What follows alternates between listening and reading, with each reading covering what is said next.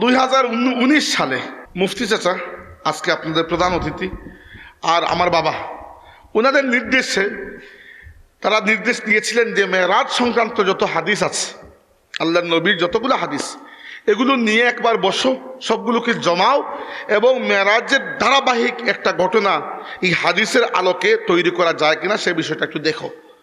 আল্লাহ তৌফিক দিয়েছিলেন, আমি দীর্ঘদিন দীর্ঘ রাত পরিশ্রম করেছিলাম, করে বিশাল একটা নোট বানিয়েছি হাদিসের আলোকে। কিন্তু আমার দুর্ভাগ্য আজ পর্যন্ত জিন্দেগিতে গত 5 বছরে কোনো জায়গায় ওই পুরো বয়ানটা আমি করতে পারি নাই। আমরা অনেক কথা বানোয়াট আলতু ফালতু নিজে বানিয়ে মানুষকে হাসানোর জন্য, মানুষকে আনন্দ দেওয়ার জন্য বলে ফেলি। এমনিতে যদি আপনি দুনিয়াবি খুশগল্প করেন আর নিজে বানিয়ে কিছু বলে দেন, এটি সাধারণ মিথ্যা। সাধারণ মিথ্যা বলার সাধারণ গুনাহ হবে, কিন্তু আল্লাহ এবং রাসূলের ব্যাপারে যদি মিথ্যা বলে ওটা সাধারণ মিথ্যা নয়। বুঝতে পেরেছেন? রাসূলুল্লাহ বলেছেন, মান কাযিবা আলাইয়া মুতাআম্মিদান ফালইয়াতাবাওয়া মাকআদাহু মিনান নার। যে ব্যক্তি ইচ্ছা করে আমার নামে কোনো মিথ্যা কথা বলল, সে তার নিজের ঠিকানা জাহান্নামে প্রস্তুত করে রাখলো। নাউযুবিল্লাহ। ঐতিহ্যবাহী আসিরগঞ্জ আলিম মাদ্রাসার 82তম বার্ষিক ওয়াজ মাহফিলে উপস্থিত সম্মানিত সভাপতি, মুআজ্জাজ উলামায়ে কেরাম, সম্মানিত হাজিরিন, আল্লাহ তাবারাকা ওয়া তাআলার দরবারে অশেষ শুকরিয়া আদায় করি। আল্লাহ পাক আমাদেরকে এই মাহফিলে শরীক হওয়ার তৌফিক দান করেছেন, আলহামদুলিল্লাহ। আল্লাহ রাব্বুল আলামিন আমাদেরকে বড় নিয়ামত দিয়েছেন যে জন্মসূত্রেই কোনো পরীক্ষা ছাড়া না চাইতেই আল্লাহ পাক আমাদেরকে তার হাবিব সাল্লাল্লাহু আলাইহি ইসলামের উম্মত হিসাবে কবুল করে দিয়েছেন। এর চেয়ে বড় নিয়ামত আর কিছু হতেই পারে না। এবং আল্লাহ তাবারাকা ওয়া তাআলা 1,24,000 নবী রাসূলের মধ্যে আমাদের নবী সাল্লাল্লাহু আলাইহি সাল্লামকে যে অনন্য মর্যাদা দান করেছেন, সেই মর্যাদার অধিকারী অন্য কোনো নবী রাসূল হতে পারেননি। যে সকল মর্যাদা আমাদের নবীর জন্য খুসুসি, তার মধ্যে একটি ছিল আল্লাহ তাবারাকা ওয়া তাআলা তাকে এই জমিন থেকে নিজে আমন্ত্রণ করে আরশে আজিম পর্যন্ত মেরাজের সফরে নিয়ে গেছেন। মেরাজের ঘটনা শুধুমাত্র মেরাজের মাস বা মেরাজের দিনের সাথে বা মেরাজের রাতের সাথে সম্পৃক্ত নয়। মেরাজের ঘটনার উপর ঈমান আনা আমাদের ঈমানের একটি অংশ। এবং মেরাজের ঘটনা রাসূল আকরাম সাল্লাল্লাহু আলাইহি ওয়াসাল্লামের জন্য, ইসলামী শরীয়তের জন্য এবং এই উম্মতের জন্য এত গুরুত্বপূর্ণ একটা ঘটনা যে কোনো সময় এটি নিয়ে আলোচনা করা যায়, এখান থেকে শিক্ষা লাভ করা যায়।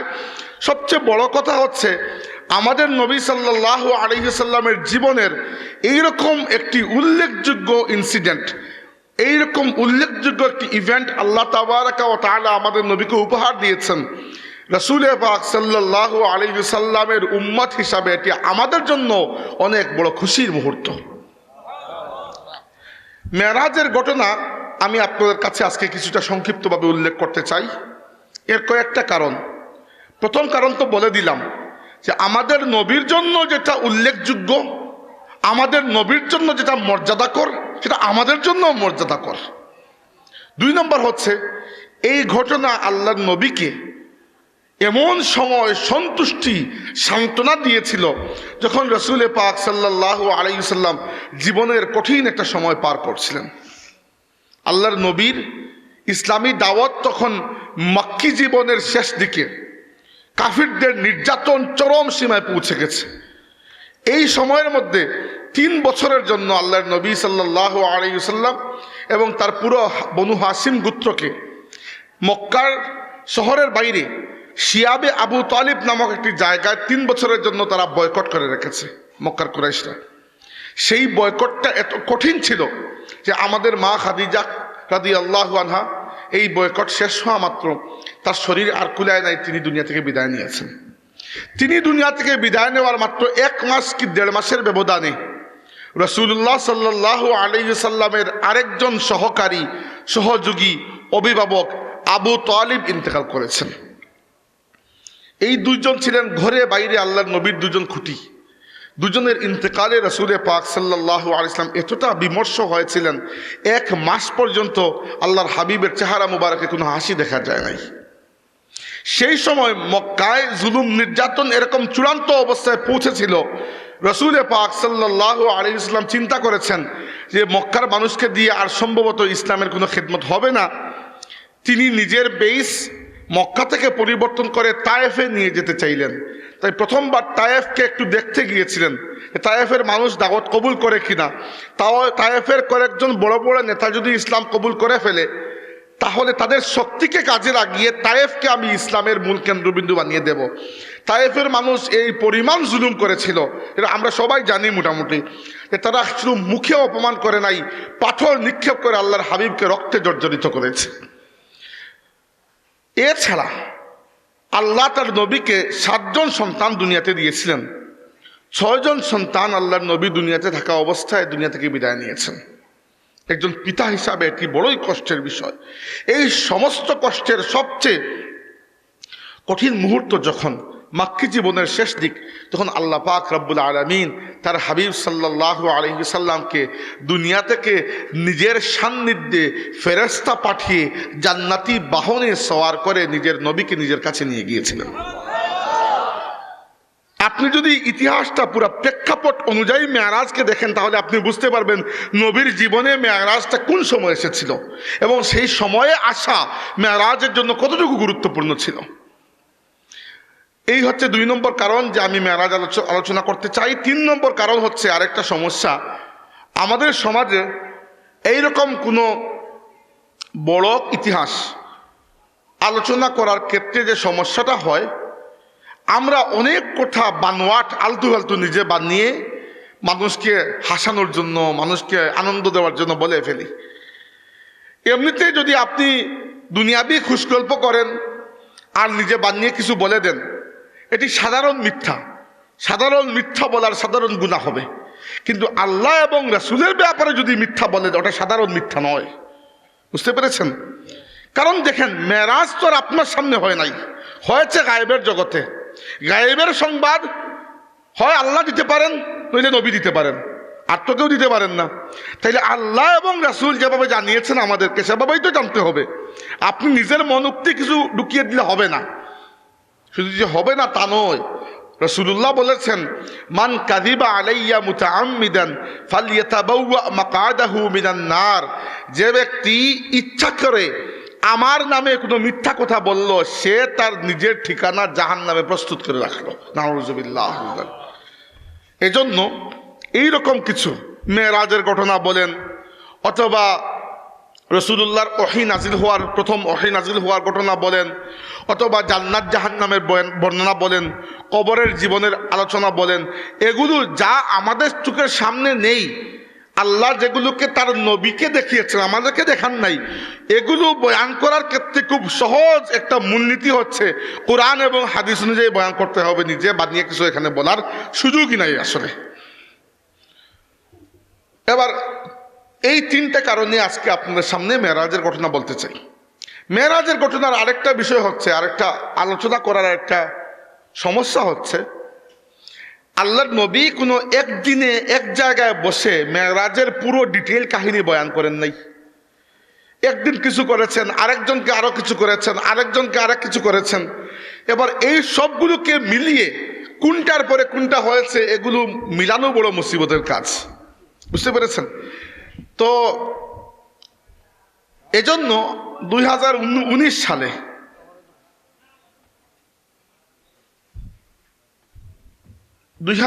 সালে আমার মুফতি চাচা, আজকে আপনাদের প্রধান অতিথি, আর আমার বাবা, ওনাদের নির্দেশে তারা নির্দেশ দিয়েছিলেন যে মেরাজ সংক্রান্ত যত হাদিস আছে, আল্লাহর নবীর যতগুলো হাদিস, এগুলো নিয়ে একবার বসো, সবগুলোকে জমাও এবং মেরাজের ধারাবাহিক একটা ঘটনা এই হাদিসের আলোকে তৈরি করা যায় কিনা সে বিষয়টা একটু দেখো। আল্লাহ তৌফিক দিয়েছিলেন, আমি দীর্ঘদিন দীর্ঘ রাত পরিশ্রম করেছিলাম, করে বিশাল একটা নোট বানিয়েছি হাদিসের আলোকে। তো আমার দুর্ভাগ্য, আজ পর্যন্ত জিন্দেগিতে গত 5 বছরে কোনো জায়গায় ওই পুরো বয়ানটা আমি করতে পারি নাই। আধা অর্ধেক 3 পাওয়া করার পরে সময় চলে যায়। আজকেও পুরোটা পারবো না, দরকার নাই পুরোটা করার, এত ডিটেলসে আমরা যাব না।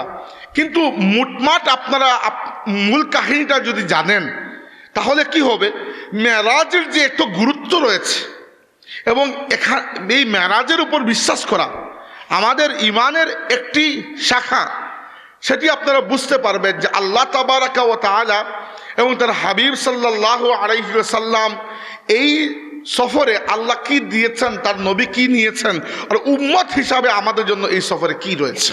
ফুরিজা আন সাকফি বাইতি ওয়া আনা বি মক্কা। একদিন রাতে আমি মক্কায় ঘুমিয়েছিলাম, আমার ঘরের ছাদ হঠাৎ করে খুলে গেল।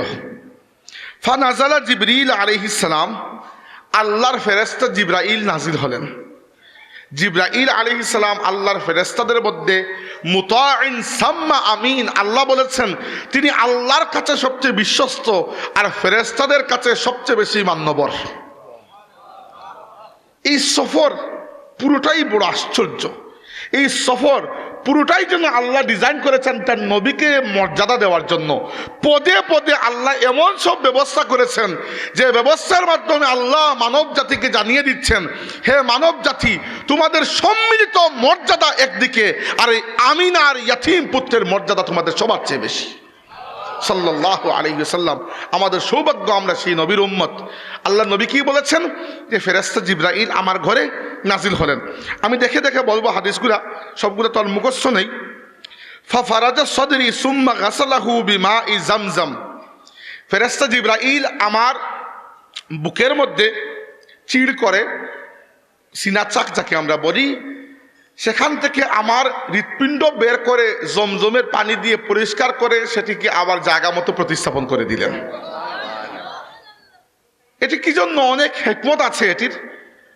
এর মধ্যে উদাহরণস্বরূপ একটি হিকমত হচ্ছে, রাসূলুল্লাহ সাল্লাল্লাহু আলাইহি ওয়াসাল্লাম থাকেন এই দুনিয়াতে, এই দুনিয়ার নিয়ম কানুন একরকম, যাবেন আরেক জায়গায়, ওখানের নিয়ম কানুন ভিন্ন, তাই না? ওখানে তো কেউ কোনো যায়ও নাই। হতে পারে যে এই দুনিয়াতে অক্সিজেন আছে, ওখানে অক্সিজেনই নেই, হয়তো এখানে অন্য কিছু, একটা প্রস্তুতির জন্য আরও কারণ কিছু থাকতে পারে। আমি অনেকগুলো কারণ পড়েছি। আমি বললাম আপনাকে সিম্পল একটা বিষয়, যে একটি কেন করা হয়েছিল, আল্লাহর নবী সাল্লাল্লাহু আলাইহি ওয়াসাল্লামকে ওই জগতের একটা প্রস্তুতি আল্লাহ পাক করিয়ে নিয়েছিলেন। এটি একমাত্র কারণ নয়, আরও কারণ আছে।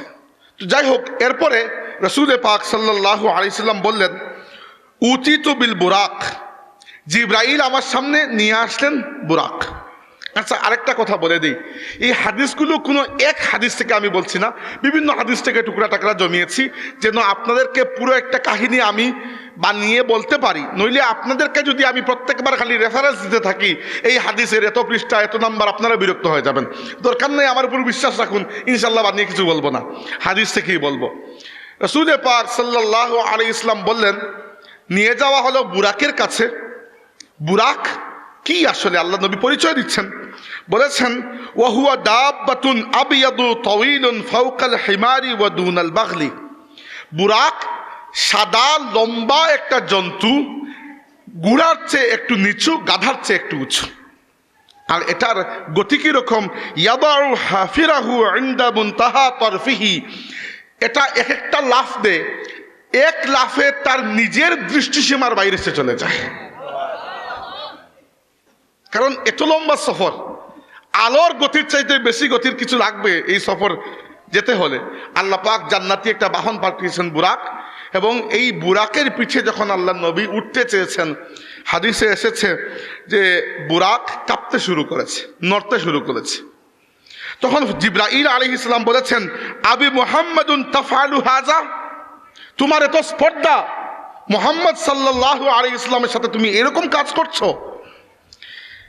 ফামা রাকিবাকা আহাদুন আকরামু আলাল্লাহি মিনহু। হে বুরাক, তুমি জেনে রাখো, আল্লাহর সৃষ্টির মধ্যে এখন যিনি তোমার পিঠে সওয়ার হচ্ছেন, আল্লাহর সৃষ্টির মধ্যে এর থেকে দামি আর কোনো সওয়ারি হতেই পারে না। হাদিসে এসেছে বুরাক সাথে সাথে শান্ত হয়ে গেল। উলামায়ে কেরাম এখানে ব্যাখ্যা করেছেন যে বুরাক কেন নড়ল। নড়ার একটা কারণ হচ্ছে আল্লাহ জিব্রাইলকে দিয়ে তার রাসূলের এই শান বয়ান করাবেন, এই জন্য আল্লাহ এই ব্যবস্থাটা করাচ্ছেন। মেরাজ বড় আশ্চর্যের বিষয়, বড়ই আশ্চর্যের বিষয়। এটি দুনিয়াবি কোনো হিসাব দিয়ে আপনি এটিকে ব্যাখ্যা করতে পারবেন না, দরকার নাই। দুনিয়াবি হিসাব দিয়ে যদি আপনি ব্যাখ্যা করেন তাইলে ওইটা আর আল্লাহ নবীর শান থাকলো কিভাবে? এমন শান যেটি আপনি দুনিয়াবি কোনো ব্যাখ্যা দিয়ে পারবেন না। কিন্তু এই মেরাজের মধ্যে আমাদের জন্য জিনিস আছে। আমি মাত্র শুরু করেছি, একটু সামনে গেলে বুঝবেন যে আমাদের জন্য কিভাবে মেরাজটা গুরুত্বপূর্ণ। তো রাসূলুল্লাহ বললেন, জিব্রাইল আমাকে নিয়ে যাত্রা শুরু করলেন। যাওয়ার পথে আল্লাহ নবী অনেক কিছু দেখলেন। আল্লাহ তাবারাকা ওয়া তাআলা বলেছেন যে এই সফরে আমি আমার নবীকে নিয়েছি, এজন্য আমার অনেক নিদর্শন আমার নবীকে আমি দেখাবো। তো উদাহরণস্বরূপ যাওয়া শুরু হলো। এক জায়গায় যাওয়ার পরে, আচ্ছা মনে রাখবেন মেরাজ 3 ভাগে বিভক্ত, 3 ভাগে। এক ভাগ হচ্ছে মক্কা শরীফের মসজিদে হারাম থেকে শুরু করে বুরাকে চড়ে জেরুসালেম মসজিদে আকসা পর্যন্ত, এটাকে বলা হয় ইসরা। বুঝতে পেরেছেন? এটা এক ধাপ। 2 নম্বর ধাপ হচ্ছে মসজিদে আকসা জেরুসালেম থেকে উর্দু আকাশে সিদরাতুল মুনতাহা, সৃষ্টি জগতের শেষ সীমানা পর্যন্ত। আর 3 নম্বর ধাপ হচ্ছে ওখান থেকে আরশে আজিম পর্যন্ত। এই 3 ধাপ, এক এক ধাপ করে আমি বলছি। তো ফেরেশতা জিব্রাইল সাথে আছেন বন্ধু হিসাবে, গাইড হিসাবে, যেভাবেই থাকুন না কেন। এক জায়গায় যাওয়ার পরে জিব্রাইল বললেন, ইয়া রাসূলুল্লাহ আপনি একবার নামুন এবং এই জায়গায় 2 রাকাত নামাজ আদায় করুন। রাসূলুল্লাহ এই জায়গায় 2 রাকাত নামাজ আদায় করলেন। তখনও নামাজ ফরজ হয় নাই, আল্লাহর নবী সাল্লাল্লাহু আলাইহি ওয়াসাল্লাম নফল নামাজ পড়তেন এর আগ পর্যন্ত। তো 2 রাকাত নামাজ পড়লেন। জিজ্ঞেস করলেন জিব্রাইল এটা কোন জায়গা? জিব্রাইল বললেন, ইয়া রাসূলুল্লাহ এই শহরের নাম হচ্ছে ইয়াসরিব। কিছুদিন পরে আপনি এই সফরে হিজরত করে আসবেন এবং আপনার কারণে এই শহরের নাম হবে মদিনা তৈয়্যিবা। নবীর নামাজের মাধ্যমে আগে থেকে আল্লাহ জায়গাটিকে আবাদ করে দিলেন। এরপরে আবার বুরাকে চললেন, রওনা হয়ে গেলেন। এক জায়গায় গিয়ে জিব্রাইল বললেন, ইয়া রাসূলুল্লাহ নামুন। নামলেন বুরাক থেকে, 2 রাকাত নামাজ পড়লেন। জিজ্ঞেস করলেন জিব্রাইল এটা কোন জায়গা? জিব্রাইল বললেন, ইয়া রাসূলুল্লাহ এটা হচ্ছে তুরে সিনা, সেই পর্বত যেখানে আল্লাহ তাবারাকা ওয়া তাআলা হযরতে মুসা আলাইহিস সালামের সাথে কালাম করেছিলেন। আবার রওনা, আবার বললেন থামুন, নামুন, 2 রাকাত নামাজ পড়ুন। আরেক জায়গায় নামাজ পড়লেন। জিজ্ঞেস করলেন জিব্রাইল এটা কোন জায়গা? জিব্রাইল বললেন, ইয়া রাসূলুল্লাহ এটা হচ্ছে বাইতুল লাহাম, ইংরেজিতে বেথলেহাম বলা হয়। এখানে আল্লাহর আরেক মহান নবী ঈসা আলাইহিস সালামের জন্ম হয়েছিল। এমনকি রাসূলুল্লাহ বলেছেন, রাআইতু মুসা বিলাইলাতি উসরিয়া বি মারারতু বিমুসা লাইলাতা উসরিয়া বি ওয়া হুয়া কাইমুন ইউসাল্লি ফি কবরিহি। যে রাতে আমাকে সফর করানো হলো, মেরাজের সফর, সে রাতে আমি মুসা আলাইহিস সালামের কবরের উপর দিয়ে যাচ্ছিলাম। তাকিয়ে দেখি আল্লাহর নবী মুসা কবরে দাঁড়িয়ে দাঁড়িয়ে নামাজ আদায় করছেন।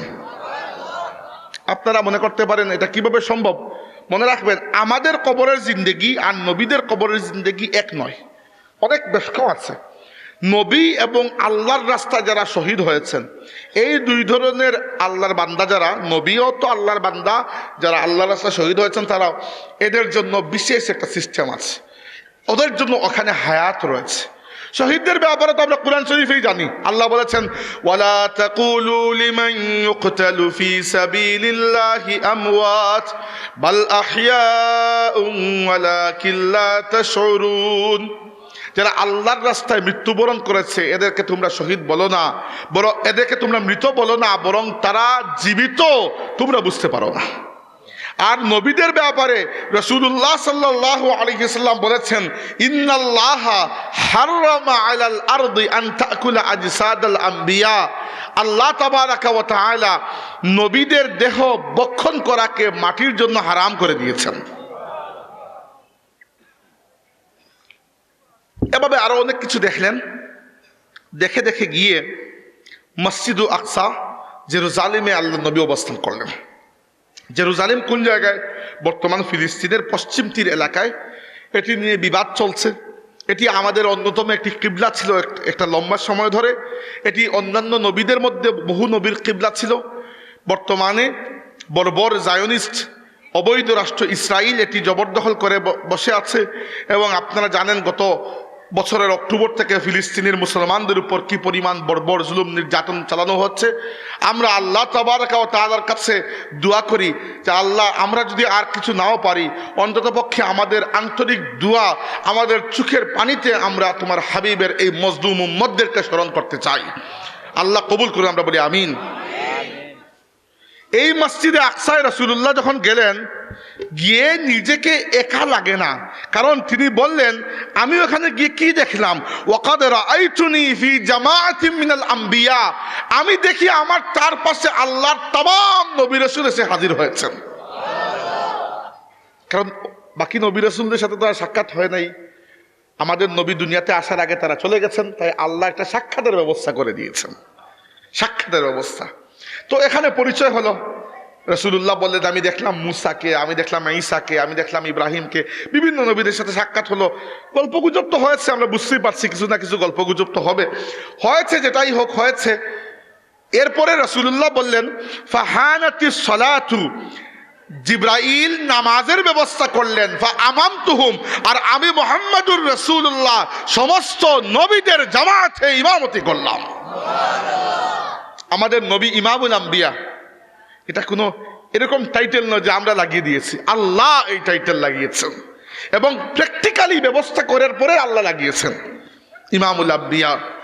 রাসূল পাক সাল্লাল্লাহু আলাইহি ওয়াসাল্লাম যখন নামাজ শেষ করলেন, হাদিসে এসেছে ফালাম্মা ফারাগতু মিনাস সালাতি, নামাজ থেকে যখন ফারিগ হলাম, মানে নামাজ শেষ করলাম, ক্বালা কাইলুন ইয়া মুহাম্মদ হাযা মালিক সাহিবুন নার, ফেরেশতা জিবরাইল পেছন থেকে দেখে বললেন ইয়া রাসূলুল্লাহ, জাহান্নামের ফেরেশতা মালিক আপনার সাথে সাক্ষাৎ করতে এসেছেন।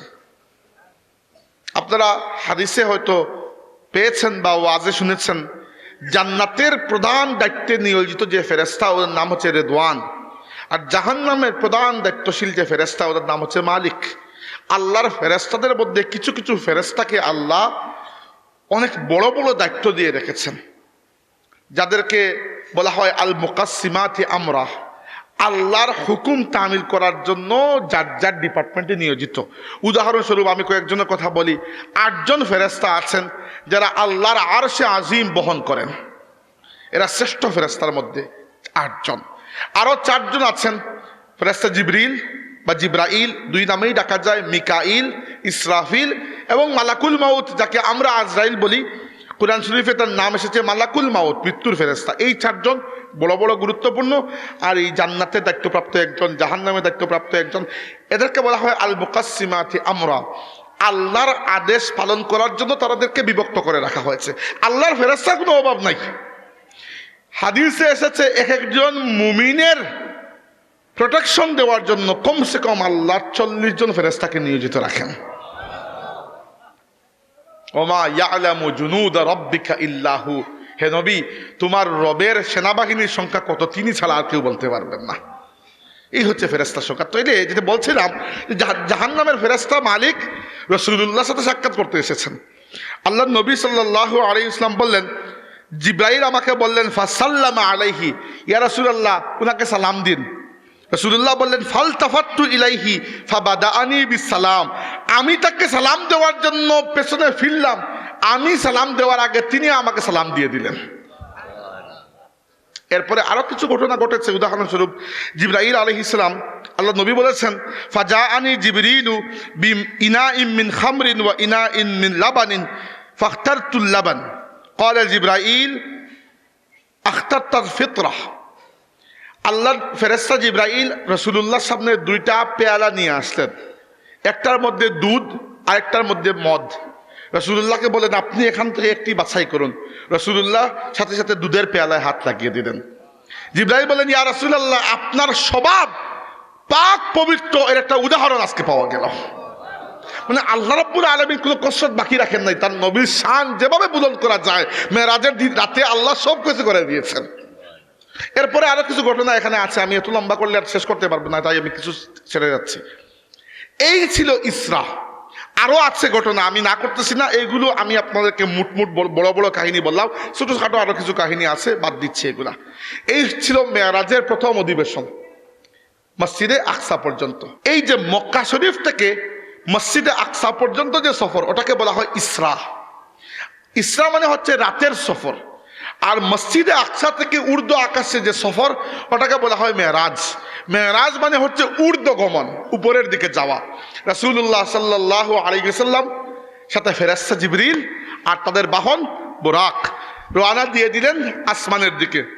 এবার কত গতিতে যাচ্ছেন ওটা তো আমরা জানি না আসলে, কারণ এই পুরো মহাবিশ্বে সবচেয়ে গতিশীল হচ্ছে আলো।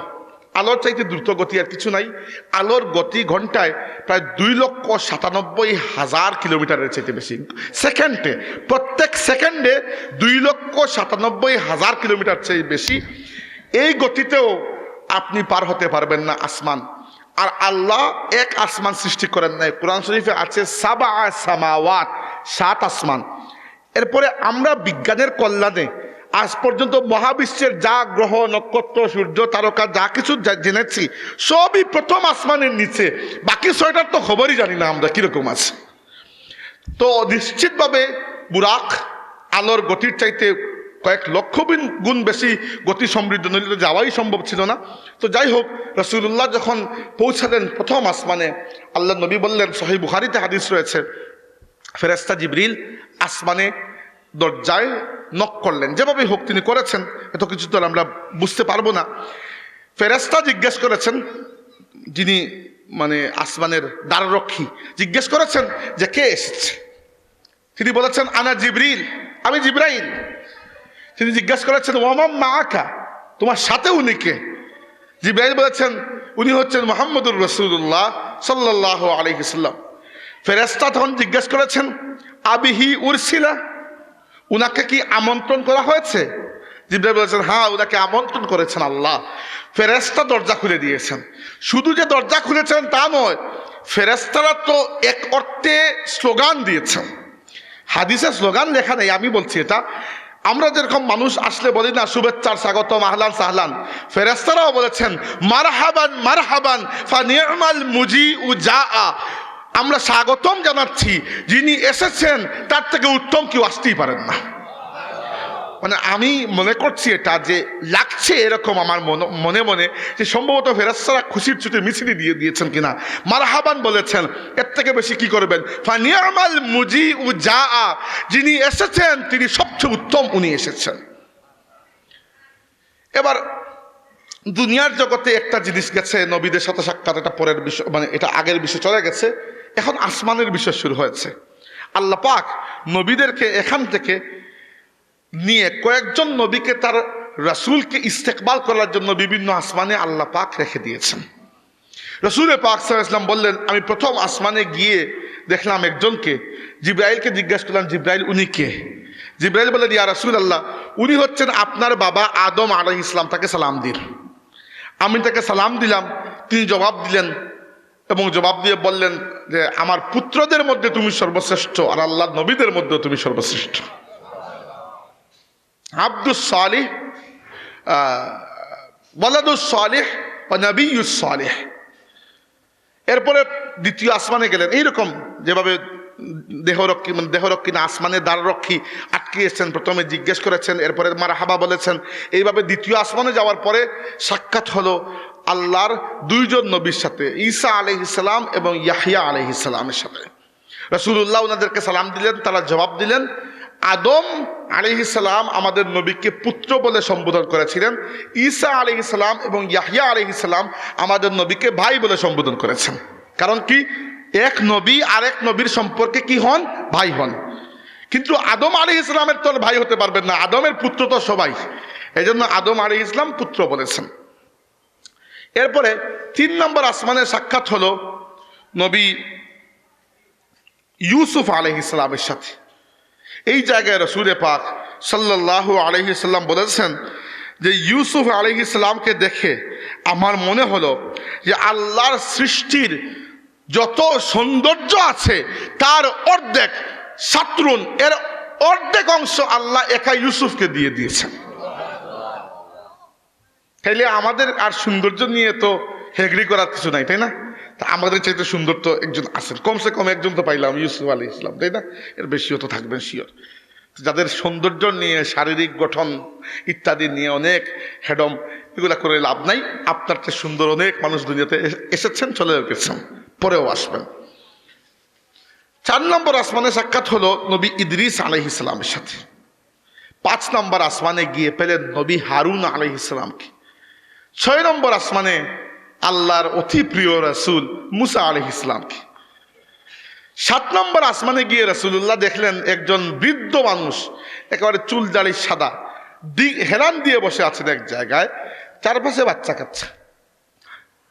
জিজ্ঞেস করেন, জিব্রাইল উনি কি? জিব্রাইল বলেন, ইয়া রাসূলুল্লাহ, উনি হচ্ছেন আপনার বাবা ইব্রাহিম আলাইহিস সালাম, আল্লাহর খলিল, আল্লাহর বন্ধু। সালাম করুন। রাসূলুল্লাহ সালাম দিলেন।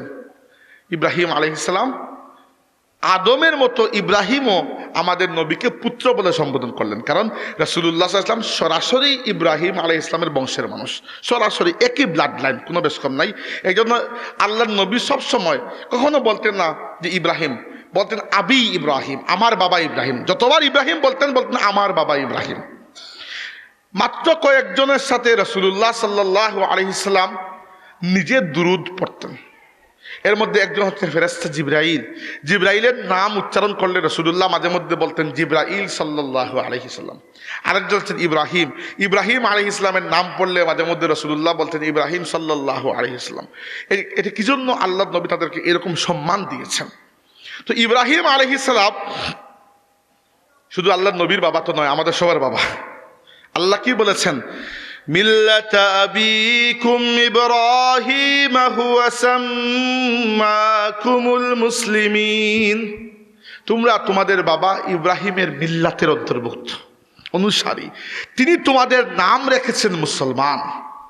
এই যে আমরা পরিচয় দেই না আমরা মুসলমান, এই নামটি কে রেখেছেন? আমাদের বাবা ইব্রাহিম আলাইহিস সালাম। তাইলে ইব্রাহিম আলাইহিস সালামের সাথে সাক্ষাৎ হলো। ইব্রাহিম বললেন, ইয়া বুনাইয়া ইন্নাকা লাকিন রাব্বাকা আল-লাইলা, হে আমার পুত্র, আজকে তুমি আমার সাথে নয়, আজকে রাতে তুমি আল্লাহর সাথে সাক্ষাৎ করতে এসেছো। যখন আল্লাহর সাথে সাক্ষাৎ হবে তখন তুমি আল্লাহকে এটি বলবে যে তোমার এবং তোমার উম্মতের জন্য যেন শরীয়তকে সহজ করে দেন। দেখেন, আমাদের জন্য সবার কত মায়া। আমরা দুনিয়াতে আসার আগে আমাদের বাবা ইব্রাহিম আমাদের জন্য ব্যবস্থা করে রাখতেছেন, তাই না?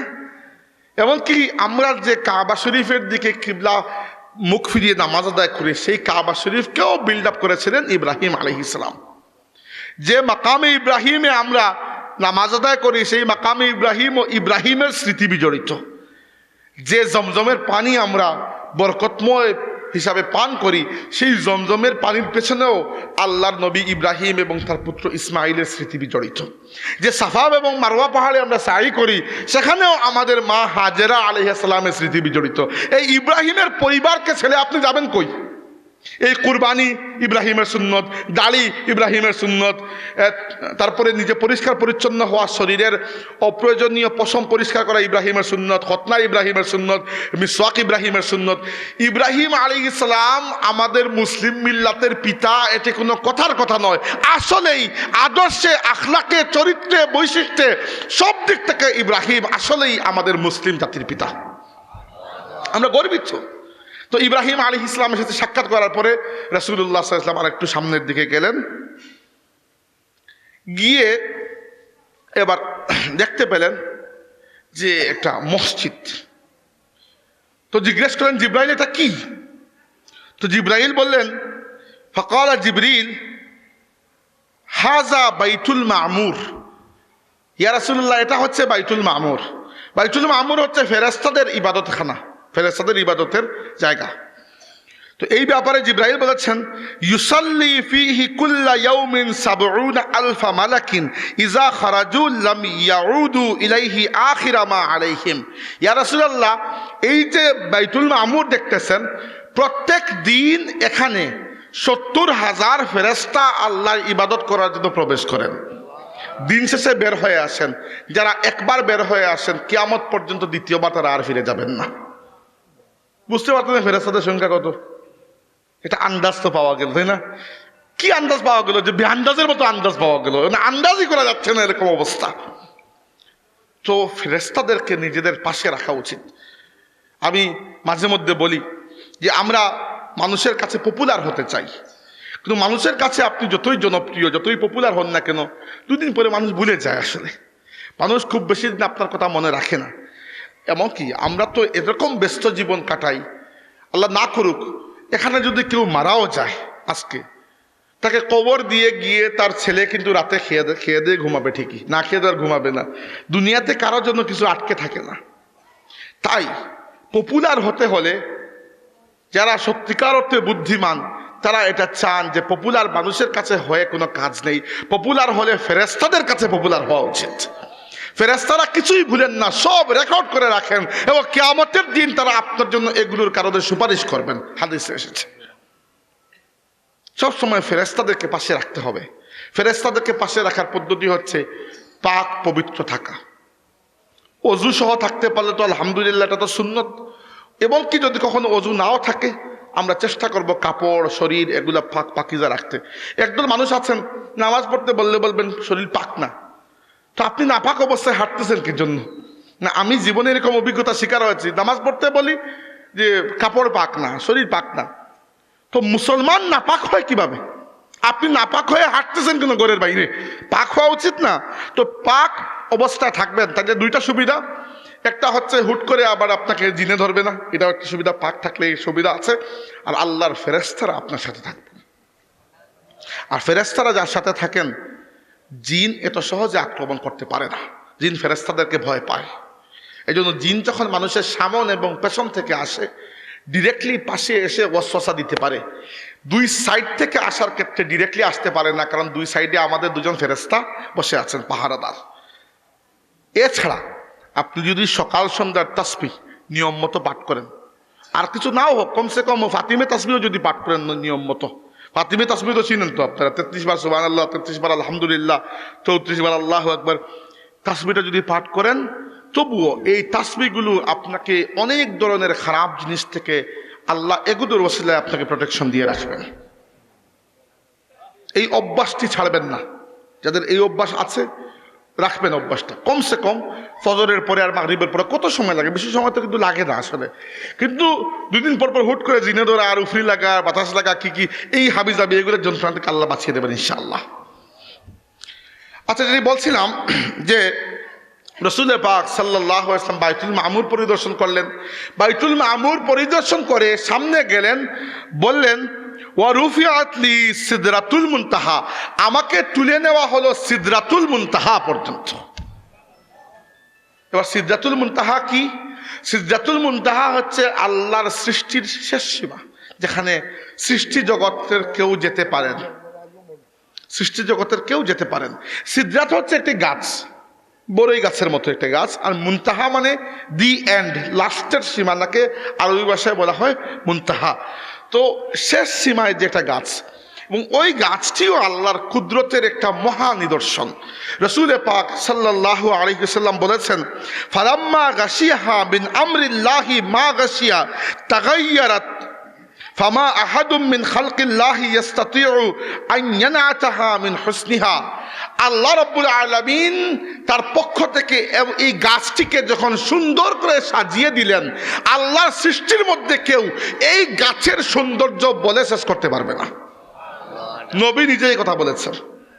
এবং আরেকটা হাদিসে এসেছে যে এই গাছ থেকে 4টা নদী প্রবাহিত হয়েছে এই গাছের নিচ থেকে। হাদিসটি সহিহ বুখারীতে আছে, আপনারা খুঁজে দেখতে পারেন। এই গাছ থেকে 4টা নদী, 2টাকে আল্লাহ জান্নাতে পৌঁছে দিয়েছেন, আর 2টাকে আল্লাহ দুনিয়াতে পৌঁছে দিয়েছেন। দুনিয়াতে 2টা নদী আছে যেগুলোর উৎপত্তি যদিও আপনি দেখছেন দুনিয়াতে, কিন্তু মূলত এগুলো সিদরাতুল মুনতাহা থেকে আল্লাহ নবী বলেছেন। একটা হচ্ছে নীল, আর একটা হচ্ছে ফোরাত। নীল কোন জায়গায়? নীল নদ হচ্ছে মিশরে। মিশরে 1-2টি দেশ নয়, 10টি দেশ ভেদ করে নীল নদ চলে গেছে। দুনিয়ার মধ্যে একমাত্র নদী যেটি দক্ষিণ থেকে উত্তর দিকে চলে, নদীর হিসাব হচ্ছে উত্তর থেকে দক্ষিণে চলে, অথবা ওদিক থেকে গেলে পূর্ব থেকে পশ্চিমে, কিন্তু এই নদীটা দক্ষিণ থেকে উত্তর দিকে চলে। আমি নীল নদ দেখারও সুযোগ হয়েছে আলহামদুলিল্লাহ, নৌকাও চড়েছি নীল নদে। আমি মিশরে ছিলাম কয়েকদিন, তো নীল নদ আপনারা মিশর গেলে দেখতে পারেন, বা আফ্রিকার আরো বিভিন্ন দেশে নীল নদের প্রবাহিকা আছে। নীল নদ বলতে ওই পানির কালার যে নীল এরকম না, পানির কালার আপনার সুরমা নদীর মতোই, ওই নদীর নাম হচ্ছে নীল। নদীর নাম হচ্ছে নীল, কালারের কোনো এখানে ফ্যাক্টর না। তাইলে যেটি বলছিলাম, আরেকটা হচ্ছে ফুরাত। ফুরাত নদী উপরের দিকে মনে হয় তার্কি থেকে শুরু হচ্ছে, পরে সিরিয়া, পরে ইরাক। এই ফুরাত নদীর পাশে কিন্তু কারবালার প্রান্তর, যেখানে রাসূল পাক সাল্লাল্লাহু আলাইহি ওয়াসাল্লামের পরিবারের 19 জন সদস্য সহ মোট 72 জনকে 61 হিজরির 10ই মুহররম তারিখে ইয়াজিদের বাহিনী নির্মমভাবে শহীদ করেছিল। তো যাই হোক, যেটি বলছিলাম যে রাসূলুল্লাহ সাল্লাল্লাহু আলাইহি ওয়াসাল্লাম সিদরাতুল মুনতাহায় যখন গেলেন, তখন আল্লাহর নবী আরেকটা জিনিস দেখলেন। সেটা কি? সেটা হচ্ছে ফেরেশতা জিবরাইলকে আল্লাহর নবী ফেরেশতার সুরতে দেখতে পেলেন। আপনি ভাববেন তাহলে ফেরেশতা জিবরাইলকে কি আগে দেখেন নাই? হ্যাঁ, দেখেছেন। জিবরাইল আমার নবীর জীবনে কয়েক হাজার বার নবীর কাছে এসেছেন, কিন্তু জিবরাইল 3টা সুরতে মূলত আসতেন। একটা সুরত হচ্ছে সাধারণত তিনি আসতেন মানুষের সুরত ধরে। রাসূলুল্লাহ সাল্লাল্লাহু আলাইহি ওয়াসাল্লামের একজন সাহাবী ছিলেন, তার নাম ছিল দিহইয়া ইবনে খলিফা আল কালবি। ওই দিহইয়া ইবনে খলিফা আল কালবি রাদিয়াল্লাহু আনহু সুরত ধরে জিবরাইল আসতেন। অথবা মাঝে মধ্যে আসতেন না, জাস্ট নুরানির একটা অবয়ব বোঝা যেত, আর কিছু না। আর জীবনে মাত্র 2 বার রাসূলুল্লাহ সাল্লাল্লাহু আলাইহি ওয়াসাল্লাম তাকে পরিপূর্ণ ফেরেশতার সুরতে দেখেছেন। একবার দেখেছেন যখন প্রথমবার ওহী নাজিল হয়েছে, এর ঠিক পরে পরে প্রথমবার যখন ওহী নাজিল হয়েছিল, আল্লাহর নবীর জন্য এটা নতুন একটা অভিজ্ঞতা। কখনো আর ওহী এর আগে নাজিল হয় নাই। রাসূলুল্লাহ তো এরকম বলেছেন, ইন্নী খাশিতু আলা নাফসি, আমি আমার নিজের প্রাণের ব্যাপারে ভয় লাগছে আমার, যে কোনো খারাপ কিছু আমার কোনো ক্ষতি করতে চায় কিনা। তো এইভাবে আল্লাহর নবী সাল্লাল্লাহু আলাইহি ওয়াসাল্লাম একটু চিন্তা করছেন যে কি হলো আমার সাথে, বিষয়টা কি শুরু হতে যাচ্ছে, কোন দায়িত্ব আমার উপর আসছে, নবুয়ত কি কম বড় দায়িত্ব নাকি? ওই সময় একদিন প্রায় সময় আল্লাহর নবী সাল্লাল্লাহু আলাইহি ওয়াসাল্লাম আওয়াজ শুনতেন। কেউ একজন তাকে এসে বলতো, ইয়া মুহাম্মদ ইন্নাকা লা রাসূলুল্লাহি হাক্কুন, হে মুহাম্মদ আপনি সত্যি সত্যি আল্লাহর রাসূল। কিন্তু কাউকে দেখতেন না। একদিন হেরা গুহার পাশ দিয়ে হেঁটে যাচ্ছেন, ওই সময় পেছন থেকে শুনলেন আওয়াজ, কেউ যেন ডাক দিয়ে বলছে ইয়া মুহাম্মদ। তাকিয়ে দেখেন আসমান জমিন ব্যাপ্তিত কেউ একজন দাঁড়িয়ে আছেন। রাসূলুল্লাহ দেখে প্রথমবার একটু ভয় পেয়ে গেছেন, পেছন দিকে সরে গেছেন। যিনি ওখানে ছিলেন তিনি একটু আগ বাড়িয়ে বলেছেন, ইয়া মুহাম্মদ ইন্নাকা লা রাসূলুল্লাহি হাক্কুন ওয়া আনা জিবরিল, হে মুহাম্মদ সাল্লাল্লাহু আলাইহি ওয়াসাল্লাম আপনি সত্য সত্য আল্লাহর রাসূল, আর আমি হচ্ছি জিবরাইল। এই একবার সাক্ষাৎ পরিপূর্ণ ফেরেশতার সুরতে, আরেকবার হচ্ছে মেরাজের রাতে সিদরাতুল মুনতাহায় যাওয়ার পরে। রাসূলুল্লাহ সাল্লাল্লাহু আলাইহি ওয়াসাল্লাম বলেছেন যে আমি জিবরাইলকে দেখলাম পরিপূর্ণ ফেরেশতার সুরতে। যে জিবরাইলের বর্ণনা আল্লাহ নবী সাল্লাল্লাহু আলাইহি ওয়াসাল্লাম দিয়েছেন, রাআইতুহু মুনহাবিতাম মিনাস সামাই সাদ্দান আযিমা খালকিহি মা বাইনাস সামাই ওয়াল আরদ। এক কথায় পা জমিনে আর মাথা আসমানে, আমি সংক্ষেপে বুঝিয়ে দিলাম। এমনকি রাসূলুল্লাহ সাল্লাল্লাহু আলাইহি ওয়াসাল্লাম বলেছেন যে রাআইতু জিবরিল ইনদা সিদরাতুল মুনতাহা আলাইহি সিত্তুমিআতু জানাহিন। জিবরাইলকে আমি সিদরাতুল মুনতাহায় যাওয়ার পরে পরিপূর্ণ ফেরেশতা সুরতে দেখলাম, তার 600টি ডানা রয়েছে। ফেরেশতাদের ডানা আছে, কোরআন শরীফে এসেছে ফেরেশতাদের ডানার সংখ্যা উলি আজনিহাতিম মাসনা ওয়া সুলাসা ওয়া রুবা। ফেরেশতাদের মধ্যে কোনো কোনো ফেরেশতার ডানা হচ্ছে 2-2, কারো 3-3, কারো 4-4। 2-2 মানে এদিকে 2 ওদিকে 2, কারো ওদিকে 3 এদিকে 3, 6, কারো 4-4, 8। জিবরাইল হচ্ছেন শ্রেষ্ঠ ফেরেশতা। তার অবয়ব বড়, বিশালকায়, সুন্দর, এবং তার ডানা হচ্ছে 600টি। তিনি যখন ডানা ঝাপটান, তার ডানা থেকে হীরা মণি মুক্তা দামি দামি পাথর ঝরে পড়ে। এটা কি? আল্লাহ এগুলো দেখানোর জন্যই তার নবীকে নিয়ে গেছেন। ইয়া রাসূলুল্লাহ, আল্লাহর কুদরতের এই নিশান কেউ যদি দেখার হকদার হয়ে থাকেন, তাহলে তো আপনি হকদার দুনিয়াতে, তাই না? আমরা দেখবো হয়তো ইনশাআল্লাহ, জান্নাতে গিয়ে দেখবো, তাই না? কিন্তু দুনিয়াতে কেউ যদি দেখার হকদার হয়ে থাকেন, তিনি তো আল্লাহর হাবিব, আল্লাহ রাব্বুল আলামিন দেখিয়ে দিয়েছেন।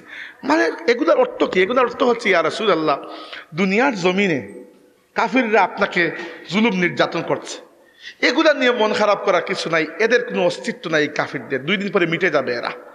আমার কুদরত কত বিশাল, যার কুদরতের সীমানা এত বিশাল, সেই রবের হাবিব আপনি, সেই আল্লাহর হাবিব আপনি। তো দুনিয়াতে যদি কাফিররা আপনাকে একটু জুলুম করেই ফেলে, তো এতে কি মানে কার কি হবে? কিছুতে হবে না। এরা তো আপনার সামনে বিজয়ী হতে পারবে না। যে আল্লাহ এত বড় সৃষ্টির মালিক, সেই আল্লাহ আপনাকে তার হাবিব বানিয়ে দিয়েছেন। আচ্ছা, এরপরে ফেরেশতা জিবরাইল আলাইহিস সালাম আল্লাহর নবীর সাথে এখানে একটু বিরতি নিয়ে নিলেন যে ইয়া রাসূলুল্লাহ, আমি আর সামনে যেতে পারছি না, আমার অনুমতি এতটুকু। অর্থাৎ আপনারা মনে করবেন না যে জিবরাইল আল্লাহকে দেখেছেন। রাসূল পাক সাল্লাল্লাহু আলাইহি ওয়াসাল্লাম বলেছেন জিবরাইল সেই দিন আল্লাহকে দেখবেন যেদিন আমরা মানব জাতি আল্লাহকে দেখব। আল্লাহকে দেখা যায় না, আল্লাহ গায়েবুল গায়েব। আল্লাহ যাদেরকে দেখা দিয়েছেন, তিনি রাসূল পাক সাল্লাল্লাহু আলাইহি ওয়াসাল্লামকে আল্লাহ দেখা দিয়েছেন মেরাজের রাতে। কিন্তু এমনিতে আল্লাহ গায়েবুল গায়েব, এমন নয় যে আল্লাহর ফেরেশতারা আল্লাহকে দেখেন না।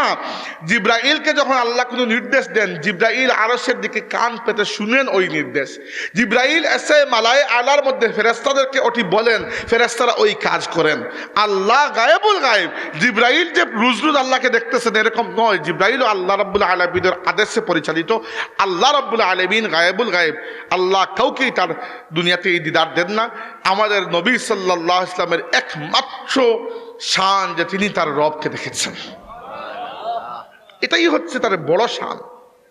এখানেই বোঝা যায় যে আল্লাহর হাবিব যে তিনি, আসলেই তিনি আল্লাহর হাবিব বলতে আল্লাহ তাকে কোন শান দিয়েছেন।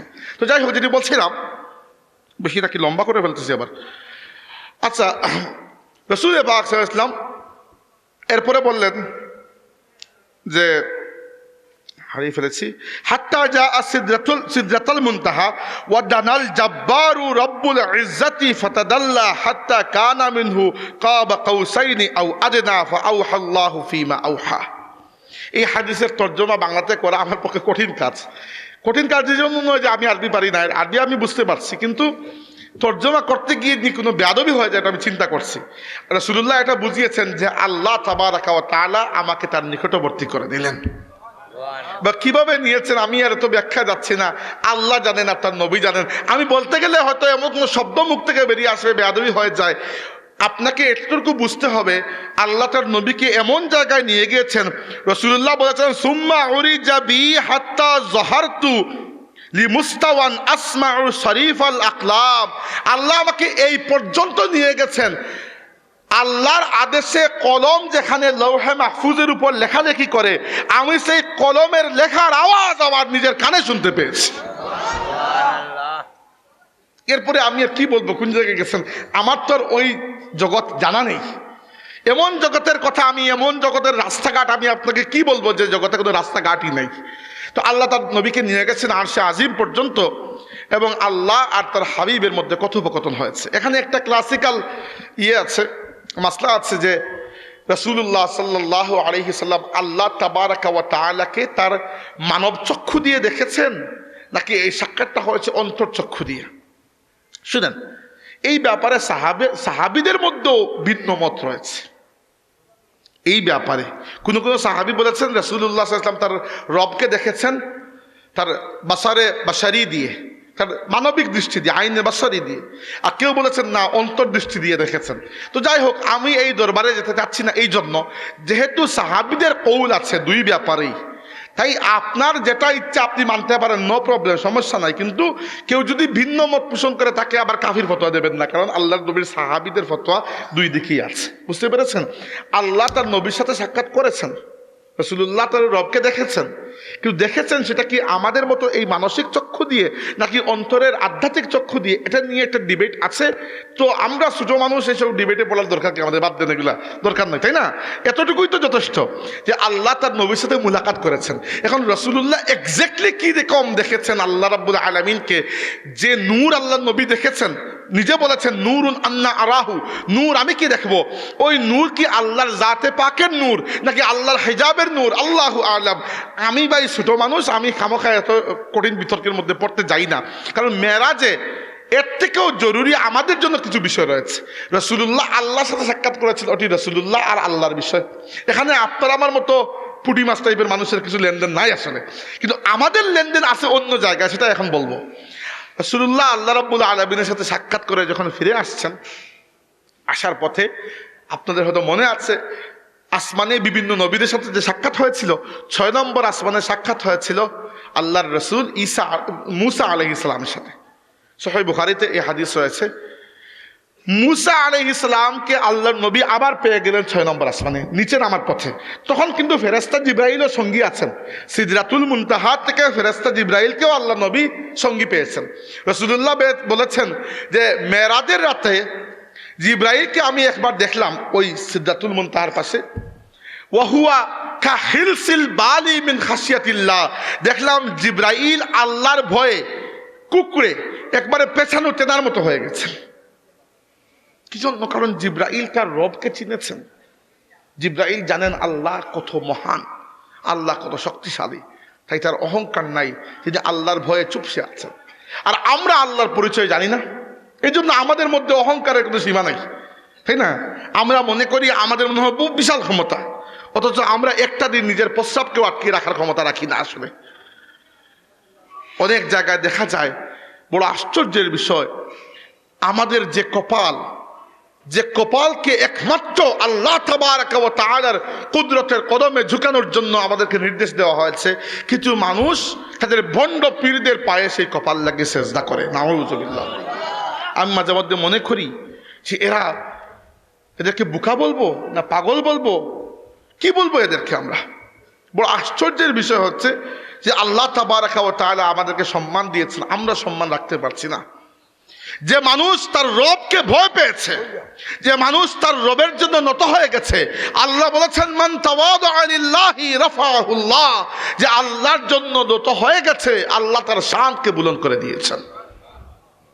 তখন আল্লাহর নবী যখন ফিরে আসলেন, তখন মুসা আলাইহিস সালাম আল্লাহ তাবারক ওয়া তাআলার সাথে সাক্ষাৎ করে আসা তার নবী সাল্লাল্লাহু আলাইহি সাল্লামকে জিজ্ঞেস করলেন যে ইয়া মুহাম্মদ মাজা আহিদা ইলাইকা রব্বুক, হে মুহাম্মদ সাল্লাল্লাহু আলাইহি সাল্লাম, আপনার রবের পক্ষ থেকে আপনার প্রতি কি দিয়ে দেওয়া হলো, নিয়ে আসছেন কি মেরাজ থেকে? রাসূল পাক সাল্লাল্লাহু আলাইহি ওয়াসাল্লাম বললেন আহিদা ইলাইয়া 50 সালাতান কুল্লা ইয়াউমিন ওয়া লাইলাতিন, প্রত্যেক দিন আর রাত মিলিয়ে এক পুরো দিনে আল্লাহ আমার আর আমার উম্মতের জন্য 50 ওয়াক্ত নামাজ ফরজ করে দিয়েছেন। কত ওয়াক্ত? 50 ওয়াক্ত। 50 ওয়াক্ত আল্লাহ ফরজ করেছেন, রাসূলুল্লাহ নিয়ে এসেছেন। মুসা আলাইহিস সালাম বললেন ইন্না উম্মাতাকা লা তাস্তাতিউ যালিকা, আপনার উম্মত এত নামাজ তো পড়তে পারবে না। মুসা আলাইহিস সালাম বললেন আপনার উম্মত এত নামাজ পড়তে পারবে না। ফারজি ফালইউখাফফিফ আনকা রাব্বাকা ওয়া আনহুম, আপনি আল্লাহর কাছে আবার ফিরে যান, আপনার আর আপনার উম্মতের জন্য নামাজের পরিমাণটা একটু কমিয়ে নিয়ে আসুন। এবার আল্লাহর কাছে ফিরে যাওয়া এটা অনেক বড় সিদ্ধান্ত, বড় সিদ্ধান্তের জন্য পরামর্শ করতে হয়, তাই না? এটা নিয়ম। তো রাসূলুল্লাহ কি করলেন? ফালতাফাতান নবিয়্যু সাল্লাল্লাহু আলাইহি ওয়াসাল্লাম ইলা জিবরিল কাআন্নাহু ইস্তাশিরুহু ফি যালিকা ফাআশারা ইলাইহি জিবরিল আন নাম ইন শিতা। আল্লাহ নবী জিবরাইলের দিকে মুখ ফিরালেন যে তুমি কি বলো? জিবরাইল বলেন ইয়া রাসূলুল্লাহ, আমার মনে হয় যদি যাওয়া সম্ভব হয় তাহলে আপনার যাওয়া উচিত, আপনার যদি মনে হয় যেতে তাহলে যাওয়া উচিত, কারণ আমারও মনে হচ্ছে যে আপনার উম্মত এই 50 ওয়াক্ত নামাজ তো পড়ে শেষ করতে পারবে না পুরো দিনে। তো হাদিসে এসেছে রাসূলুল্লাহ সাল্লাল্লাহু আলাইহি ওয়াসাল্লাম আল্লাহ তাবারক ওয়া তাআলার কাছে গেলেন এবং গিয়ে বললেন ইয়া রব খাফফিফ আন্না ইন্না উম্মতি লা তাস্তাতিউ হাযা। হায় রে, আমাদের নবী ওখানে গিয়ে উম্মত করতে ভুলেন নাই, বলেছেন হে আমার রব, আমাদের উপর নামাজের পরিমাণকে একটু কমিয়ে দিন, আমার উম্মত তো নামাজ পড়তে পারবে না। আল্লাহ নবী নিজের কথা বলেন নাই, বলেছেন কার কথা? উম্মতের কথা। আল্লাহ তাবারক ওয়া তাআলার দয়া, আল্লাহ 5 ওয়াক্ত নামাজকে কমিয়ে দিলেন। রাসূলুল্লাহ আবার ফিরে আসলেন। মুসা আলাইহিস সালাম জিজ্ঞাসা করলেন কত কমাইতে পারছেন? রাসূলুল্লাহ বলেন 5 কমাইছি, 45 বাকি আছে। মুসা আলাইহিস সালাম বললেন হবে না, 45 তো অনেক নামাজ, আপনি আবার যান, আরেকটু কমিয়ে নিয়ে আসুন। 45 হলে আর 50-এ একটু ঠেলা দিয়ে চলে যাওয়া যায়, তাই না? 45 অনেক বেশি। রাসূলুল্লাহ আবার গেলেন, বললেন ইয়া রব খাফফিফ আন্না, আমাদের উপর কমিয়ে দিন। আল্লাহ আরো 5 ওয়াক্ত কমিয়ে দিলেন। এইভাবে আল্লাহ নবী যান, ফিরে আসেন, মুসা আবার ফেরত পাঠান, রাসূলুল্লাহ যান, আল্লাহ 5 ওয়াক্ত করে কমিয়ে দেন। এভাবে একবার দুইবার করে আল্লাহর হাবিবকে মুসা আলাইহিস সালাম 9 বার আল্লাহর কাছে ফেরত পাঠিয়েছেন। প্রত্যেকবার আল্লাহ 5 ওয়াক্ত করে কমিয়ে দিয়েছেন। যখন 9 নম্বর বার ফিরে এসেছেন, মুসা জিজ্ঞাসা করেছেন কত বাকি আছে? রাসূলুল্লাহ সাল্লাল্লাহু আলাইহি ওয়াসাল্লাম বলেছেন 5 ওয়াক্ত বাকি আছে। মুসা আলাইহিস সালাম বলেছেন হবে না, 5 ওয়াক্ত নামাজও অনেক বেশি, আবার কমিয়ে নিয়ে আসুন। আপনারা মনে মনে খুশি হচ্ছেন যে আহারে কমাইলে ভালো হইতো, তাই না? মুসা আলাইহিস সালাম বলেছেন যে আপনার উম্মতে তো নামাজ পড়তে পারবে না, কারণ মুসা আলাইহিস সালামের অভিজ্ঞতা আছে, বড় উম্মত তিনিও পেয়েছেন। দুইজন নবী মাত্র বড় উম্মত পেয়েছেন, আমাদের নবী বড় উম্মত পেয়েছেন, আর মুসা আলাইহিস সালাম তার জীবদ্দশায় বড় উম্মত। এবং মুসা আলাইহিস সালামের উম্মত যে পরিমাণ যন্ত্রণা দিয়েছে তাকে, বনি ইসরাইল নাম শুনেই তো বোঝা যায়, আপনারা সবাই জানেন বনি ইসরাইলের কাহিনী। বনি ইসরাইল সেই জাতি যাদেরকে খুদ তাদের নবী মুসা বলেছেন। কুরআন শরীফে আল্লাহ বলেছেন, ওয়াইয ক্বালা মূসা লিকওমিহি ইয়া কওমি লিমা তুযুনানি ওয়া ক্বাদ তা'লামুনা আন্নী রাসূলুল্লাহি ইলাইকুম। হে আমার কওম, তোমরা জানো আমি তোমাদের কাছে আল্লাহর রাসূল হয়ে এসেছি, তবুও কেন তোমরা আমাকে কষ্ট দাও? একজন নবীকে যখন এই কথা বলতে হয়, বুঝতে হবে উম্মত কি পরিমাণ কষ্ট দিয়েছে। আমাদের নবীকে জীবনে সাহাবীদেরকে এই কথা বলতে হয়েছিল? আরে না, সাহাবায়ে কেরাম তো সেই জামাত যেখানে রাসূলুল্লাহর এক ফোঁটা ঘাম পড়েছে, সাহাবায়ে কেরাম সেখানে নিজেদের রক্তের নদী বাঁচিয়ে দিয়েছেন। রাসূল পাক সাল্লাল্লাহু আলাইহি ওয়াসাল্লাম বললেন মুসা আলাইহিস সালাম বললেন আমার উম্মতের উপর নামাজ এর থেকে কম ছিল, এরা ওগুলা পড়তো না, আপনিও জান। রাসূলুল্লাহ বললেন আমি আর লজ্জা পাচ্ছি আমার রবের কাছে ফিরে যেতে। যেই মাত্র রাসূলুল্লাহ বললেন যে আমি আর লজ্জা পাচ্ছি আমার রবের কাছে ফিরে যেতে, হাদিসে এসেছে যে আল্লাহ তাবারাকা ওয়া তাআলার পক্ষ থেকে নাদা মুনাদিন, একটি আওয়াজ আল্লাহ জারি করে দিলেন, বললেন আমদাইতু ফারিদাতি ওয়া খাফফতু আন ইবাদি। এই 5 ওয়াক্ত নামাজকে আমি আমার বান্দাদের জন্য কমিয়ে 50 থেকে এই 5 ওয়াক্ত নামাজ আমি আমার বান্দাদের জন্য ফরজ করে দিলাম। নামাজ মেরাজের উপহার। এই নামাজ আপনাদের উপর আসার জন্য কত ধ্যান দরবার হয়েছে আসমানে। অতএব নামাজ যদি আমরা ঠিক মতো আদায় না করি, তাইলে তো মেরাজে আমাদের সবচেয়ে বড় উপহারকে আমরা হাতছাড়া করে ফেললাম, তাই না? এটা খেয়াল রাখতে হবে। কিন্তু রাসূল পাক সাল্লাল্লাহু আলাইহি ওয়াসাল্লাম ফিরে আসছেন। ফিরে আসার পথে আল্লাহ নবী সাল্লাল্লাহু আলাইহি ওয়াসাল্লাম জান্নাতের অপরূপ সৌন্দর্য, জান্নাতের মন মাতানো খুশবু, মিষ্টি শব্দে আল্লাহর কাছে অনেক উম্মতের জন্য অনেক বরকত বৃদ্ধি করার দোয়াও করলেন। ইব্রাহিম আলাইহিস সালামের পক্ষ থেকে আল্লাহর নবীকে জানিয়ে দেওয়া হলো, হে আমার পুত্র মুহাম্মদ সাল্লাল্লাহু আলাইহি সাল্লাম, আমি জান্নাত দেখেছি, জান্নাতের মাটি বড় উর্বর, জান্নাতের পানি বড় মিষ্টি, কিন্তু জান্নাতকে আল্লাহ বিরান ভূমি করে রেখেছেন, গাছ লাগান নেই।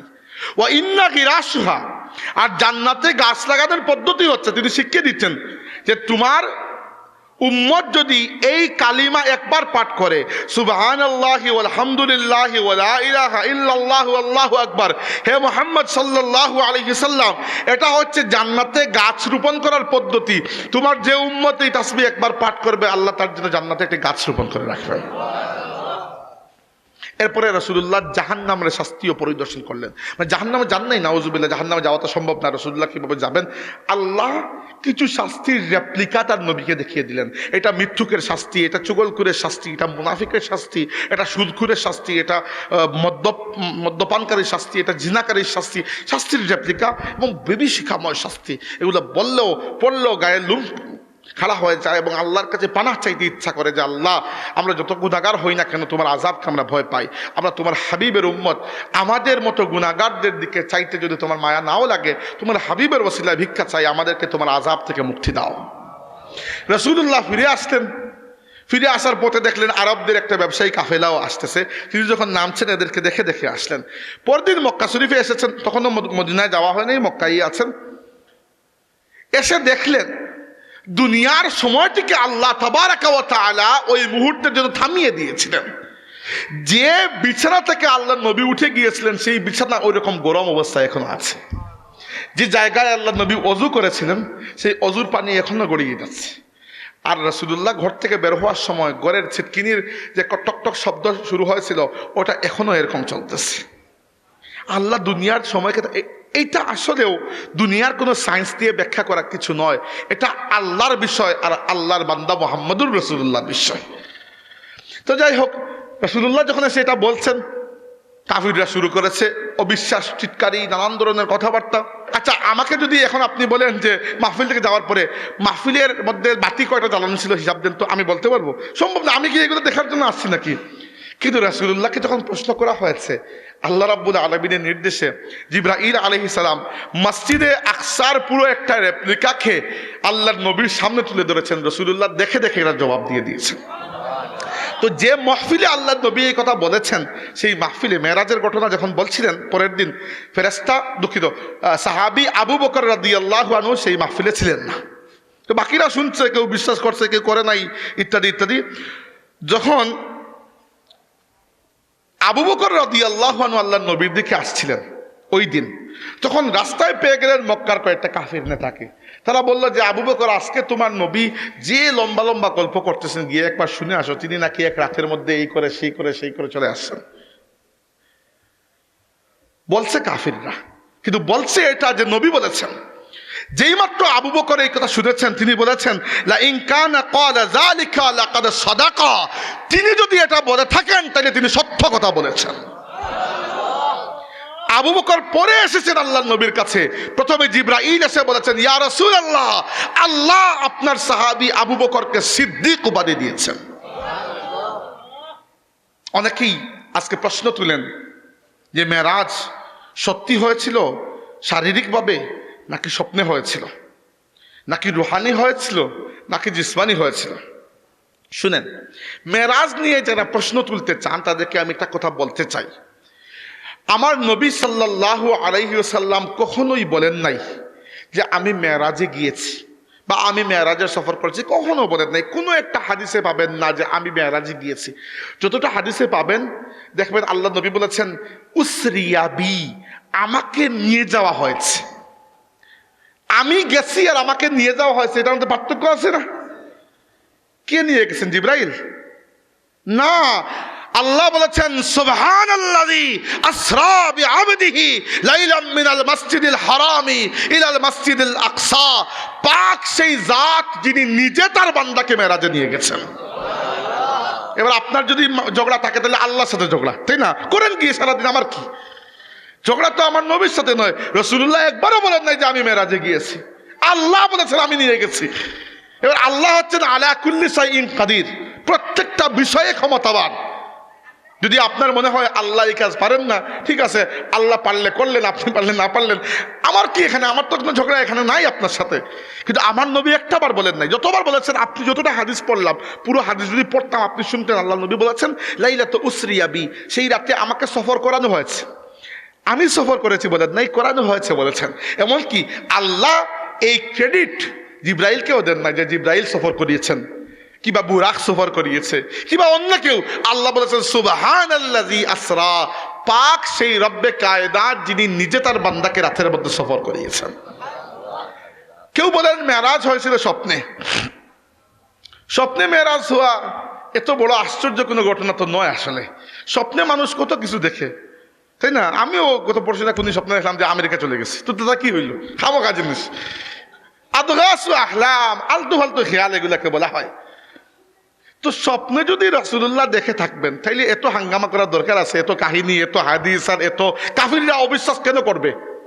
আবু জাহেল কি স্বপ্নে কখনো দেখে নাই কোনো কিছু? কতবার কত কিছু দেখছে, তো সে স্বপ্নকে অস্বীকার করবে কেন? স্বপ্নের মূল্যই বাকি। যদিও নবীর স্বপ্ন সত্য, আমি এটা মানছি, নবীর স্বপ্ন ওয়াহী, কিন্তু এরপরেও তো স্বপ্ন। যে স্বপ্ন নিয়ে তো আর আল্লাহ এত বলবেন না যে আল্লাহ তার বান্দাকে সফর করিয়েছে। স্বপ্নে কত সফর কত মানুষই করতেছে, এখানে আশ্চর্য হওয়ার কি আছে? আশ্চর্য তো তখনই যখনই আমরা জানলাম যে আল্লাহ তার বান্দা মুহাম্মদুর রাসূলুল্লাহ সাল্লাল্লাহু আলাইহি সাল্লামকে জাগ্রত অবস্থায় সশরীরে, অর্থাৎ দেহ প্লাস রূহ, শুধু রূহ নয়, দেহ প্লাস রূহ, পরিপূর্ণ মানব সুরতে আদম সন্তান হিসাবে যেভাবে পাঠিয়েছিলেন, সেভাবে রব্বে কায়নাত তার বান্দাকে মানব বসতির ঊর্ধ্বে নিজের সান্নিধ্যে আরশে আজিম পর্যন্ত সফর করিয়েছেন। লাস্ট একটা হাদিস বলে শেষ করতে চাই। সাহাবী আব্দুল্লাহ ইবনে মাসউদ রাদিয়াল্লাহু আনহু জিজ্ঞাসা করেন, ইয়া রাসূলুল্লাহ, মেরাজে তো গেছেন, আমাদের জন্য কি নিয়ে আসলেন? আমাদেরও তো একটা প্রাপ্য আছে, তাই না? আমরা তো উম্মত, তো তাই না? গুনাহগার হতে পারি, গুনাহগারের সমস্যা কি? উম্মত তো আমাদের আশা আছে না কিছু পাবো? তো রাসূলুল্লাহকে জিজ্ঞাসা করেন, ইয়া রাসূলুল্লাহ, আপনার উম্মতের জন্য কি নিয়ে আসছেন? আল্লাহ নবী বললেন যে আমার উম্মতের জন্য তিনটা জিনিস নিয়ে আসছি, তিনটা উপহার। প্রথমটা হচ্ছে আসসালাওয়াতুল খামসু, 5 ওয়াক্তের নামাজ। নামাজের গুরুত্ব বুঝতে পেরেছেন? নামাজ রাসূল পাক সাল্লাল্লাহু আলাইহি ওয়াসাল্লামের প্রতি মেরাজের রাতে আল্লাহ তাবারাকা ওয়া তাআলার পক্ষ থেকে উপহার স্বরূপ উম্মতের জন্য দেওয়া হয়েছে। নামাজ ইসলামের প্রথম ফরজ, নামাজ ইসলামের প্রথম ইবাদত, নামাজ ইসলামের শরীয়তের প্রথম হুকুম।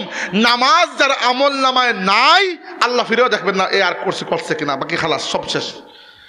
ইন্না আউওয়ালা মা ইউহাসাবু বিহিল আবদু মিন আমালিহি ইয়াউমাল কিয়ামাতি সালাতুহু, বান্দার আমল থেকে সর্বপ্রথম কিয়ামতের দিন হিসাব নেওয়া হবে নামাজের।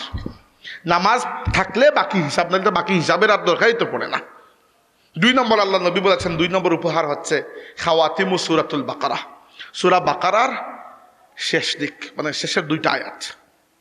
ওই 2টা আয়াত আল্লাহ জমিনে নাজিল করেন নাই, বাকি সমস্ত আয়াত জমিনে নাজিল করেছেন। ওই 2টা আয়াতকে আল্লাহ তাবারাকা ওয়া তাআলা দুনিয়াতে দেন নাই, তার নবীকে নিজের কাছে দেখে নিয়ে আল্লাহ ওই 2টা আয়াত দিয়ে দিয়েছেন। আমানার রাসূলু বিমা উনজিলা ইলাইহি মির রাব্বিহি ওয়াল মুমিনুন কুল্লুন আমানা বিল্লাহি ওয়া মালাইকাতিহি ওয়া কুতুবিহি ওয়া রুসুলিহি।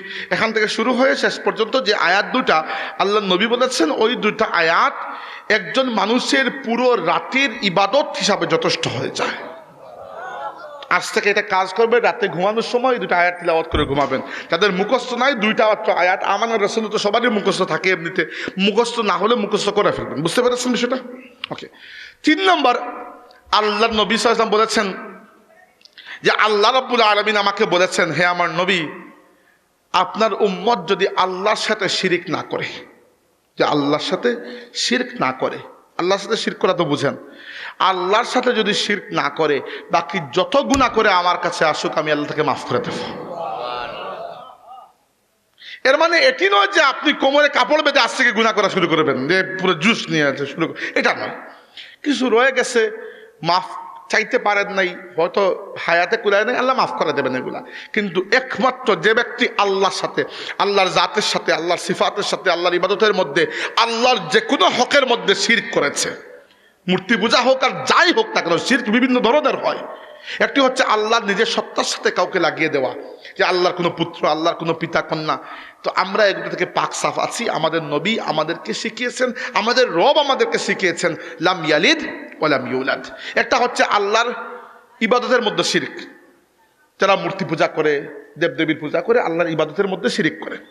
আরেকটা হচ্ছে আল্লাহর সিফাতের মধ্যে শিরক, যে ক্ষমতা একমাত্র আল্লাহর, যে অধিকার একমাত্র আল্লাহর, সেটি আপনি অন্য কাউকে যদি দিয়ে দেন। এই মহাবিশ্বে একমাত্র সার্বভৌম, প্রশ্নের অতীত ক্ষমতার অধিকারী কে? আল্লাহ। আপনি যদি মনে করেন সার্বভৌম ক্ষমতার অধিকারী বা মহাপরাক্রমশালী হচ্ছে আমরা, তাইলে আপনি আল্লাহর সিফাতের মধ্যে শিরক করেছেন। যে কোন ধরনের শিরক, আল্লাহ বলেছেন, ইন্নাহু মান ইউশরিক বিল্লাহি ফাকাদ হারামাল্লাহু আলাইহিল জান্নাতা ওয়া মাওয়াহুন নার। যে ব্যক্তি আল্লাহর সাথে শিরক করেছে তার জন্য জান্নাতকে আল্লাহ হারাম করে দিয়েছেন, তার চিরস্থায়ী ঠিকানা হচ্ছে জাহান্নাম। নাউযুবিল্লাহ। তাইলে 3টা উপহার মেরাজের, একটা হচ্ছে 5 ওয়াক্তের নামাজ, আর একটা হচ্ছে সূরা বাকারার শেষ 2 আয়াত, আর একটা হচ্ছে এই অঙ্গীকার যে হে আমার নবী, আপনার উম্মত যদি আমার কাছে আসে শিরক মুক্ত অবস্থায়, বাকি যত গুনাহ করুক না কেন এক সময় আমি আল্লাহ তাকে মাফ করে দেব। তো মেরাজ খালি নবীর জন্য না, আমাদের জন্য তো গুরুত্বপূর্ণ। আল্লাহ পাক মেরাজের যত খায়র এবং বরকত আছে, বিশেষ করে মেরাজের রাতে আল্লাহর নবী আমাদের জন্য যে সকল উপহার নিয়ে এসেছিলেন, সেগুলোকে আমাদের জীবনে কায়েম করার, পালন করার, অনুশীলন করার তৌফিক আমরা বলি আমিন। أقول قولي هذا وأستغفر الله لي ولكم ولسائر المسلمين فاستغفروه إنه تعالى هو الغفور الرحيم. درشي صلى الله على سيدنا وعلى آله وأصحابه وسلم. صلى الله على ومولانا محمد وعلى آله وأصحابه وسلم. اللهم آمين. الحمد لله رب العالمين والصلاة والسلام على سيد المرسلين وعلى آله وأصحابه أجمعين. ربنا تقبل منا إنك أنت السميع العليم وتب علينا يا مولانا إنك أنت التواب الرحيم. الله আমরারে মাফ করে দাও, আমরা জিন্দা মুর্দা মা বাবারে মাফ করে দাও মওলা। তোমার হাবিবর तमाम উম্মতে মরহুমা মুমিন মুমিনাতকে তুমি মাফ করে দাও। খাস করে তোমার হাবিবর জিন্দা উম্মত যারা জালিম ও জুলুমর শিকার, ওরা দুনিয়ার বিভিন্ন প্রান্তে। আল্লাহ তোমার হাবিবর মজলুম উম্মতের দিকে দয়ার নজর ফরমাও, খাস করে ফিলিস্তিনি মুসলমান হকলের দিকে তোমার দয়ার নজর ফরমাও। আল্লাহ আল্লাহ খাস করি তোমার কাছে ভিক্ষা চাই, এই মাহফিল এই মাদ্রাসাগুলার ওসিলায় এই এলাকার মধ্যে গানটা তুমি মাফ করে দাও মৌলা।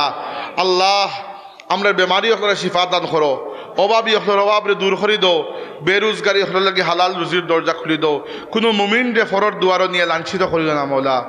আল্লাহ দুনিয়ায় তো আমরা রে বেইজ্জত বেহুরমত করিও না, হাসরের ময়দানেও শর্মিন্দা করিও না।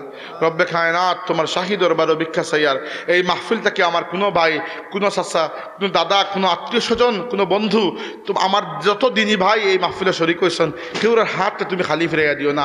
যে যে নেক আশা লইয়া আমিন কইরা খানে এই আশারে পূর্ণ করে দাও। যে যে বিপদও আছেন উদ্ধার করো মৌলা। আর বহুত মানুষ আছেন এমন বিপদও যেটা কেউরে হইবার নাই, তুমি আল্লাহ ভালো জানো। আল্লাহ শাবান পবিত্র মাস আমরা গত করিয়ার, এই শাবান এই রমজান মাসের তাম খৈর বরকত আমরা দান করো মৌলা। আল্লাহ আমরা রে হারামান শরীফ হইনার মকবুল জিয়ারত নসিব করো মৌলা। আল্লাহ কোরআনে পাকের নূর দিয়ে আমরা জিন্দগিরে মুনব্বর করে দাও।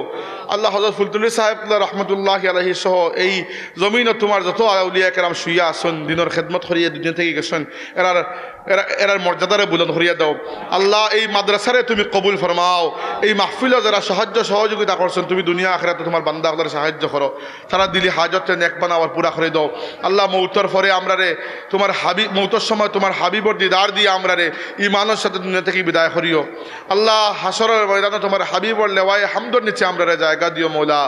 আল্লাহুম্মা ইন্না নাসআলুকাল আফওয়া ওয়াল আফিয়াতা ওয়াল মুআফাতা দাইমাতা ফিদ দীন ওয়াদ দুনিয়া ওয়াল আখিরা ওয়াল ফাওজা বিল জান্নাতি ওয়ান নাজাতা মিনান নার বিফadli সুবহান রাব্বিকা রাব্বিল ইজ্জাতি আম্মা ইয়াসিফুন ওয়া সালামুন আলাল মুরসালিন ওয়াল হামদুলিল্লাহি রাব্বিল আলামিন। আমিন।